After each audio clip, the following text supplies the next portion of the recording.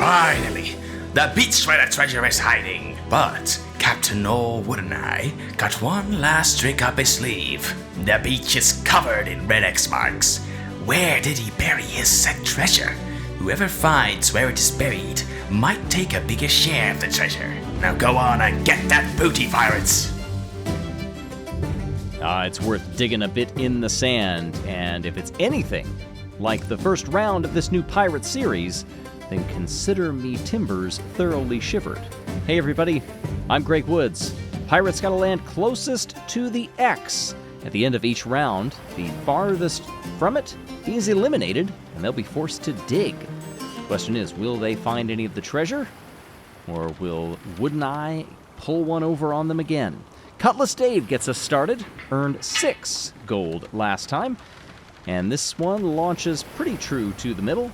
We're measuring by lengths of a marble. 6 3/8 goes Cutlass Dave, who finished third in that maze event last time. Crimson Blunder, 0 points. Has a strange affinity for dropping things, and in this case will be dropping very close to the X, actually moved it on impact. 1.5 lengths. From the center of the X goes Crimson Blunder. That marble moves into first place. Patches O'Roley. Just 3 last time. Right in the middle, and that one went way to the side. Patches in danger of having to dig, but still several marbles left to go. Lots of pirates watching from the top, strategizing how they are going to get closest to that X because they do not want to dig. Ooh, did that land on the X? Yes, indeed. Very nice by the winner of the first event, Silver Tongue.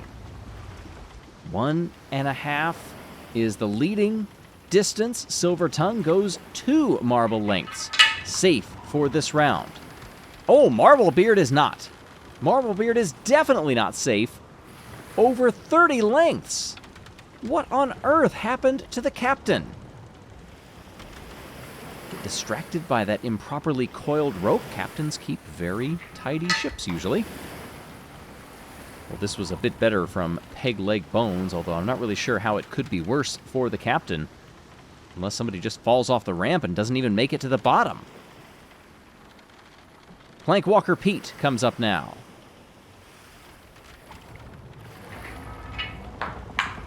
Excellent launch. Doesn't even move the X. Did that hit right in the middle? Yes. Half a marble length. From the center goes Plank Walker Pete. Bumps against those boxes at the end, but we'll be celebrating because that means no digging this round. Barnacle Hook comes through and also is safe. Pretty much everybody, after they watched Marblebeard's, I don't even want to call it a launch, they decided if we just get in the vicinity of the X, we live to jump another day. Round 1 is done, and so is the captain. 30.5 lengths. Is there treasure to be found? It be a boot. Next round underway. Silver Tongue goes back up to the top and will launch once more. You'll have to think as this competition goes on, these marbles are going to try to get more and more precise, and the gambles, will they pay off? Something tells me since they're pirates, they're willing to take that chance. Patches O'Roley lands a bit closer to the ramp and farther from the X. 7 6/8. Crimson Blunder.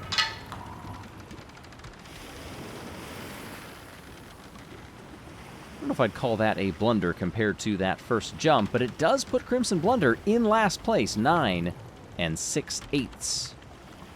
Back in the days of pirates, maybe they didn't have fractional simplification.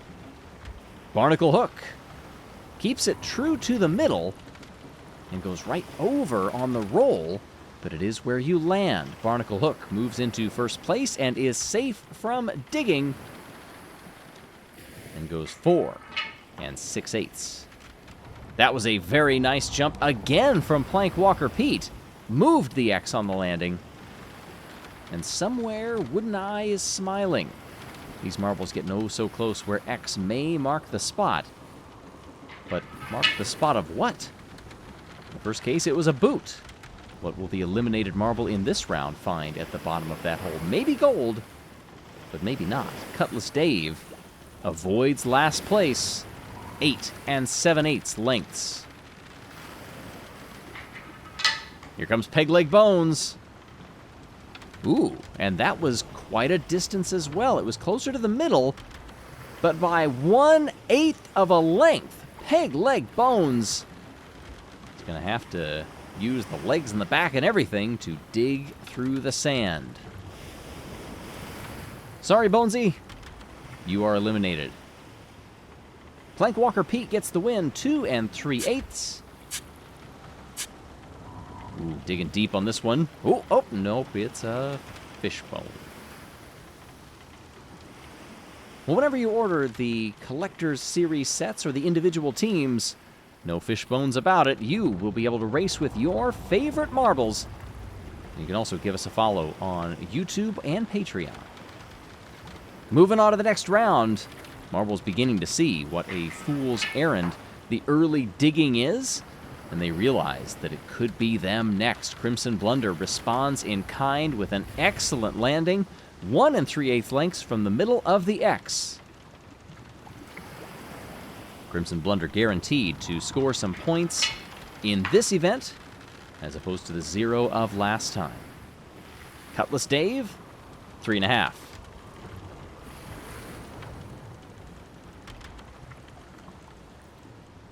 Much better spread from the first 2 marbles this time.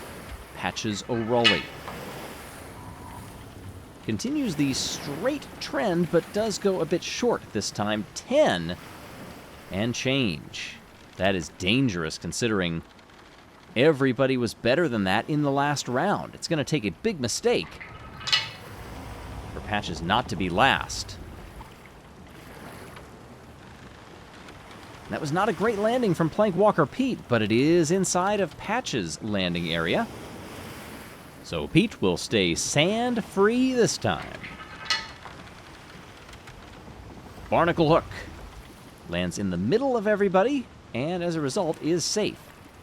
Looks like they do manicure the sand in between landings, but mentally the marbles are probably keeping track of roughly where those landing spots were.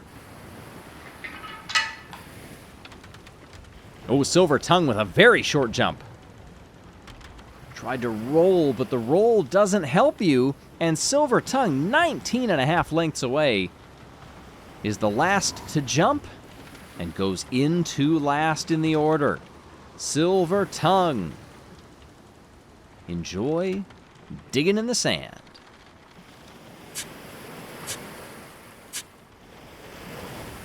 Ooh, treasure. Oh, no. Oh, that's a box. Well, Plank Walker Pete has lived to jump another day and goes into this next round with a strong opening launch. 6 lengths even.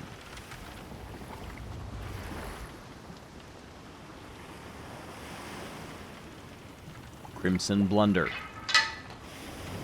Turn more into the Seahawk, flying through the air, and could have flown a lot farther. That is over 14 lengths away. Crimson Blunder in some danger. Patches O'Rolly now. Safe. You have to think, once you get a jumper who does not land where they want to and has a pretty big cushion, you can afford to ease off and focus only on staying on the ramp until the jump. When you've got that 14 margin to work with, you have some options. Barnacle Hook, 7 5/8, plenty safe. And these 4 have jumped, which means 1 more left. Cutlass Dave. Oh, that's a short one too. Measure it out. Is it worse than 14 6/8? By quite a measure. Cutlass Dave. Not sure how well a cutlass works as a shovel, but we're about to find out.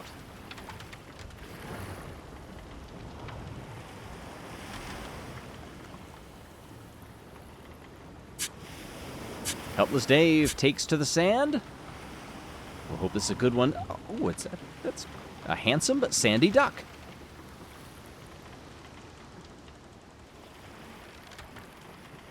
On to the next round. Fewer and fewer marbles remain each time. Patches. That was an excellent landing. Glanced the X, one of the legs of the X at least. 1 3/8. A solid start for Patches O'Reilly.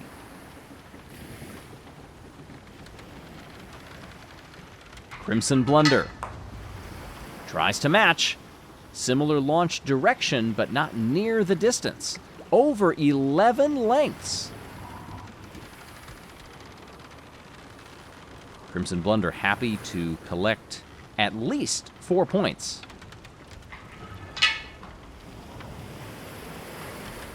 Barnacle Hook. That is similar distance to Crimson, just on the other side.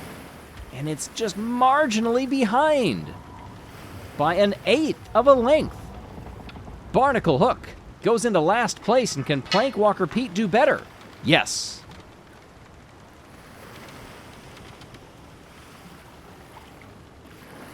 Plank Walker Pete, second place.